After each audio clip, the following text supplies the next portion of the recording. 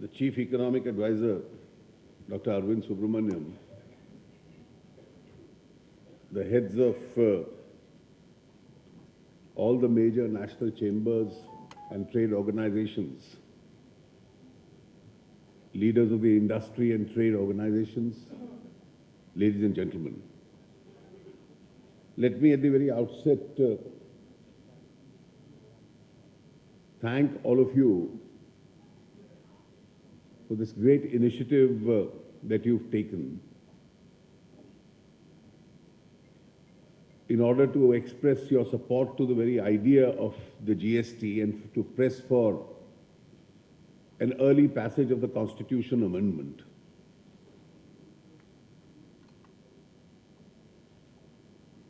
The Chief Economic Advisor just concluded by reminding us that the two certainties are death and taxes. But when death is preceded by a prolonged illness, it becomes agonizing. I hope the same doesn't happen to the GST. Because as it is,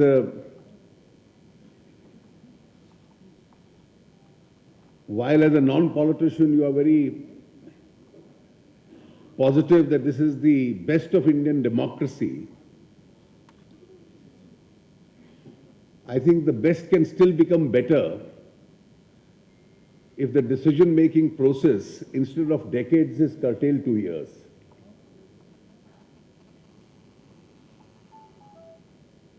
One of the questions we need to ask ourselves is, why are we here? And the answer is very simple. We are here because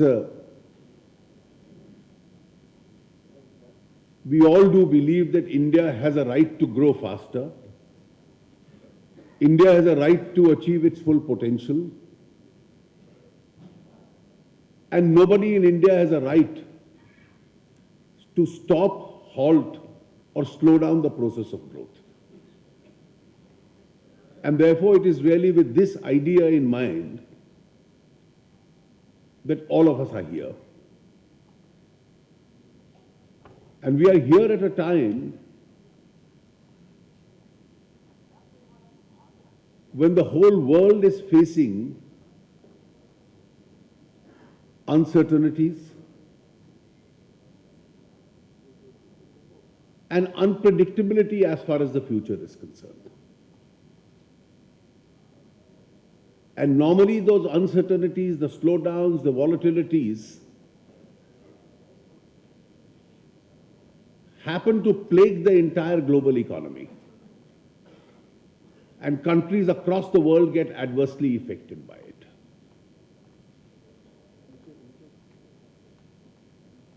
But this is one opportunity where most countries in the world are facing serious challenges. And of course, some of them are impacting us also. We are impacted by the shrinkage of the export markets, substantially on account of values, partly because of volumes.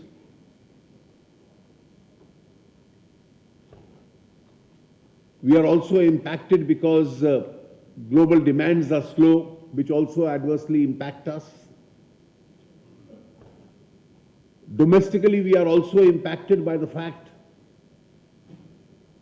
that we've had 2 continuous years of a less than normal monsoon. But despite these adversities,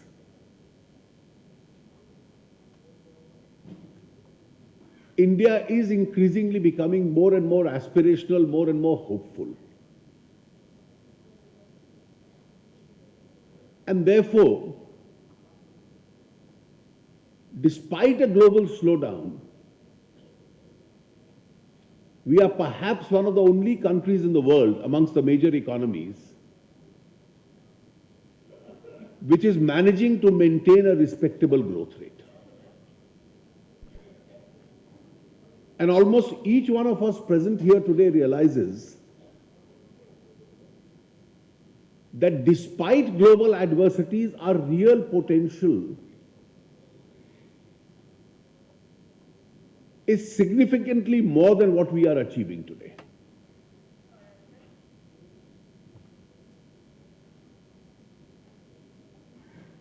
Assuming India today in the nature of about 7.5% growth rate, you can add or subtract a little to it. And over the next few months, or let us say in the coming year,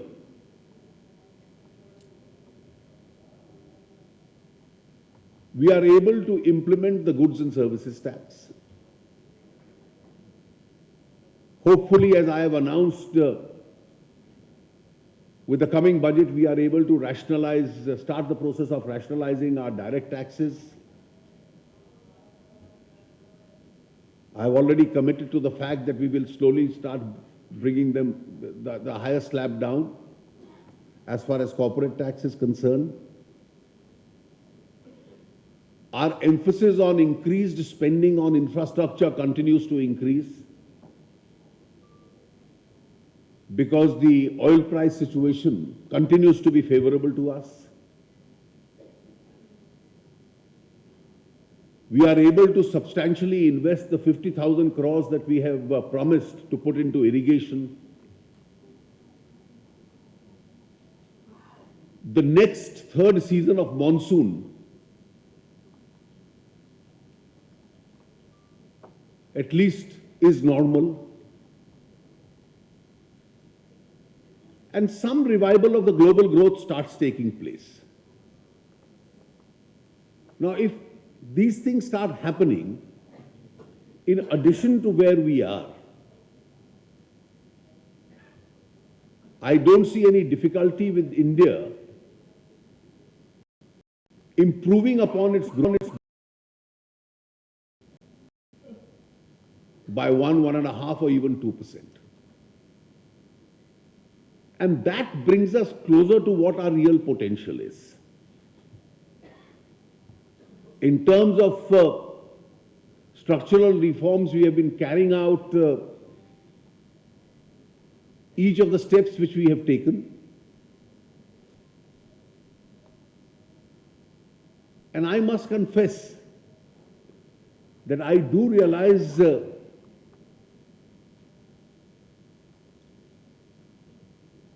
that executive actions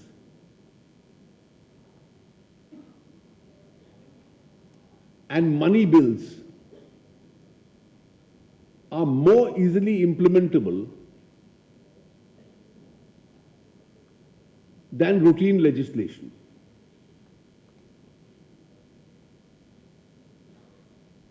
And when I say this with a sense of responsibility.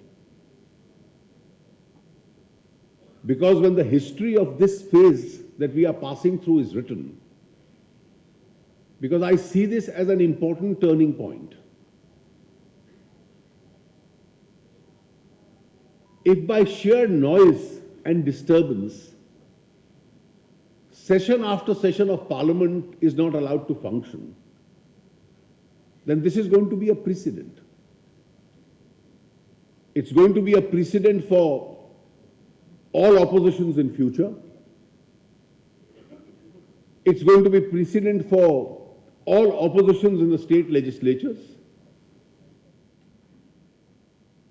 And in relation to parliamentary democracy, we are going to enter a phase in which legislative activity is going to then become increasingly more difficult. And those who are responsible for setting this precedent will have to realize that their role in giving this unfortunate turning point to Indian democracy will also find a place in history. You see, when we look back at the history of India's parliamentary democracy, we do mention about our leaders of the first phase after independence, that they set some healthy precedents in relation to parliamentary democracy. And those who eliminated those healthy precedents will also find a mention, and a significant mention at this phase, because if by these tactics you become outlaws as far as parliamentary democracies are concerned, then you will make the decision-making process, particularly in relation to legislation, extremely difficult. And governments in future will have to realize that decision-making will have to take place essentially through executive action and through money bills.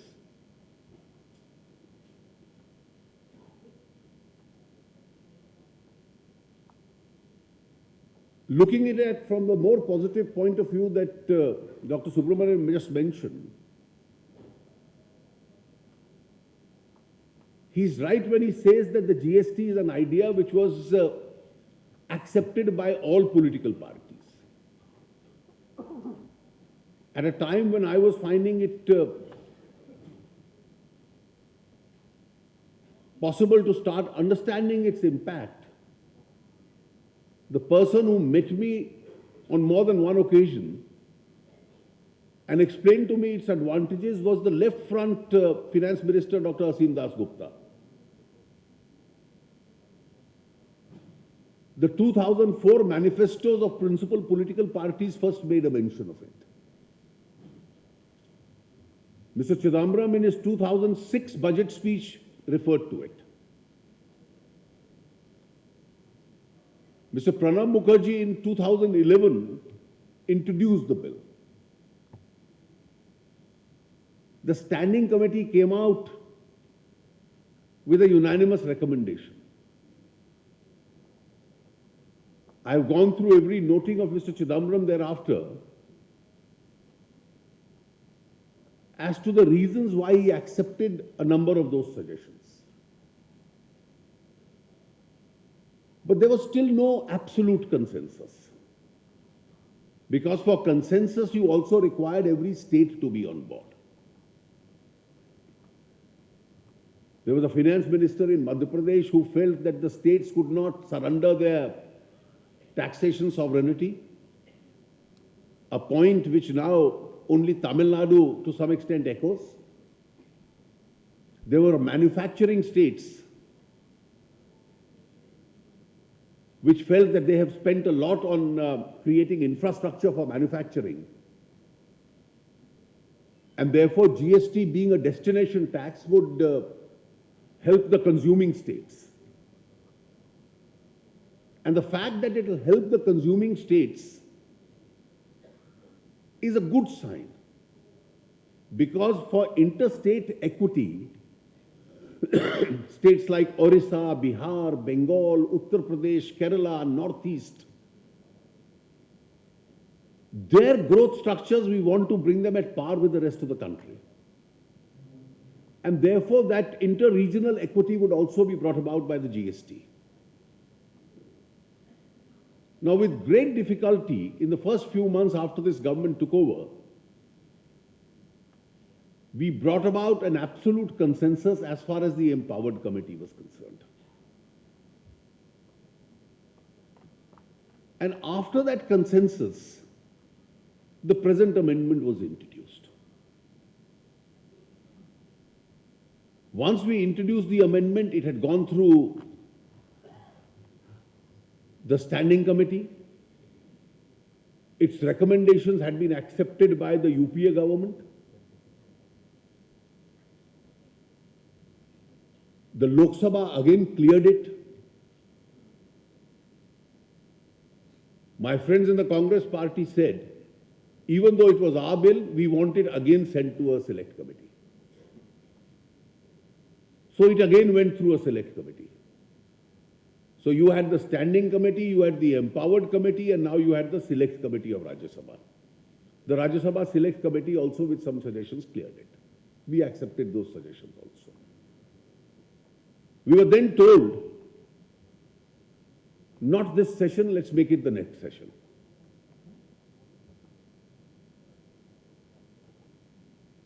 In the last session, we were told Well, the mood is not to cooperate this time. We'll do it in the next session.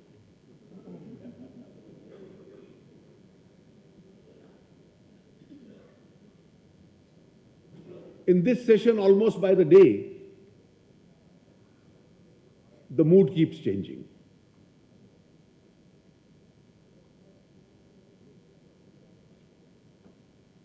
And therefore, we are at a stage today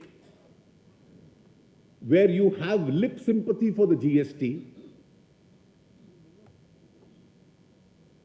but that sympathy ends with, and the support ends with that. Now, what are these three new ideas which have come up?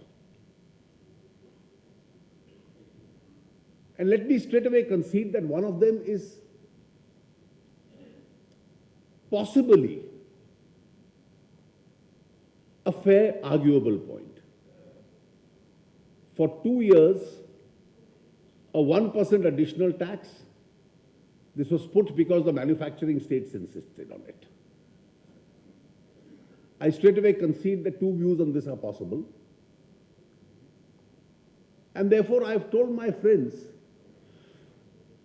in Parliament that we are willing to go back to those manufacturing states and tell them, in any case, we've guaranteed you to make good all the loss that you will suffer for the first 5 years. So if on account of absence of this 1%, there is some additional loss, the standard center would bear it. And therefore, this 1% is an issue which is resolvable.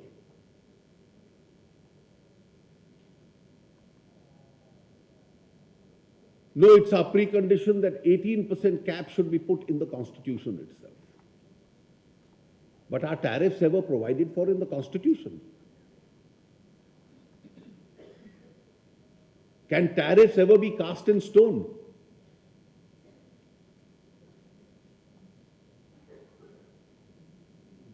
Supposing tomorrow there is a drought or a flood in 10 states, and for 1 year you need to raise the taxes. Are you first going to amend the Constitution?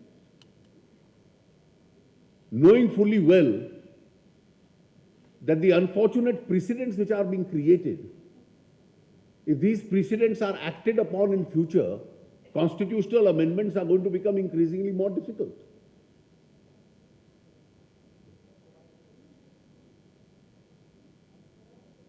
And in any case, the understanding with the states is that the rate of taxation, how much the service tax will be, the question was asked, well, the GST Council will decide. After all, when the states are surrendering their rights to the GST Council, the center is surrendering their rights to the GST Council. The GST Council will decide the rates. The states will have a 2/3 representation, the center will have a 1/3 representation. And in any case, that panic which was being created that you will have an extraordinarily high revenue neutral rate, it's been set to rest by the report of the Chief Economic Advisor and his colleagues. And therefore, India now promises to have a very reasonable standard rate, a very reasonable revenue neutral rate. And in any case, there can't be one rate. For commodities which weaker sections, the Aam Aadmi will use, the rate will be lower. For rest of the commodities, it will be the standard rate. For some special products, luxury products, super luxury products, environmentally harmful products, sin products, it won't be 18% or 17%, it probably would be higher. And therefore, it's irrational to say that put an 18% cap in the Constitution. So if you put an 18% cap in the Constitution, what about the sin products? What about the super luxury products?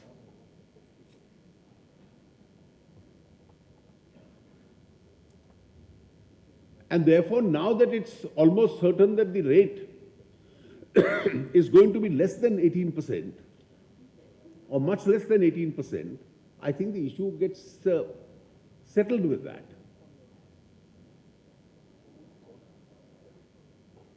The third argument was that a dispute redressal mechanism should be created by the centre. Well, why should the states accept that? The states are not going to accept a dispute redressal mechanism created by the centre.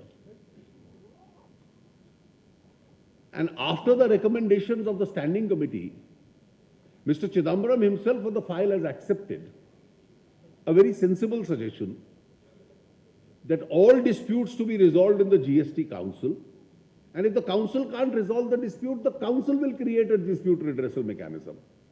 They are the ones to decide the rate, they will decide the dispute redressal mechanism.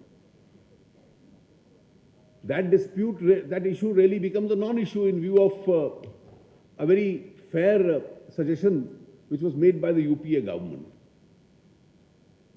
So the issue is eminently resolvable, provided there is an intention to resolve the issue. But if the intention is that India must not be allowed to grow, it slowed down when I was in power, therefore it must slow down when somebody else was in power. If that is the intention, then I am afraid we will have to find alternative methods of how to proceed with this matter. And as I said, in response to my first question as to why we are here, if we see the larger issue, it may only be on the surface that we want the GST. But if you go a step further, in order to get the GST, we must get India's parliamentary democracy to function. Even today, the Rajya Sabha numbers are in favor of the GST. In April next year, it will be overwhelmingly in favor of the GST. But the strategy is don't allow it to be put on vote.